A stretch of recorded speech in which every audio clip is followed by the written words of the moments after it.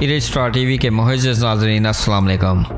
नाज़रीन, पाकिस्तान के मुख्तलिफ इलाकों में ज़लज़ले के झटके महसूस किए गए, जिसकी शिद्दत रेक्टर स्केल पर 5 से ज़ायद रिकॉर्ड की गई। इत्तला के मुताबिक ज़लज़ले की शिद्दत 5.8 रिकॉर्ड की गई और इसकी शिद्दत खैबर पख्तूनख्वा, पंजाब, कश्मीर और मुल्क के दीगर इलाकों में महसूस की गई। ज़लज़ले का मरकज़ अफ़गानिस्तान का इलाका था और इसकी गहराई 199 किलोमीटर थी।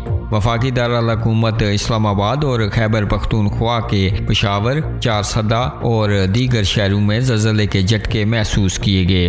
नाज़रीन, आप अपनी राय का इज़हार कमेंट बॉक्स में ज़रूर कीजिएगा और मज़ीद अपडेट्स के लिए हमारे चैनल को सब्सक्राइब कीजिएगा।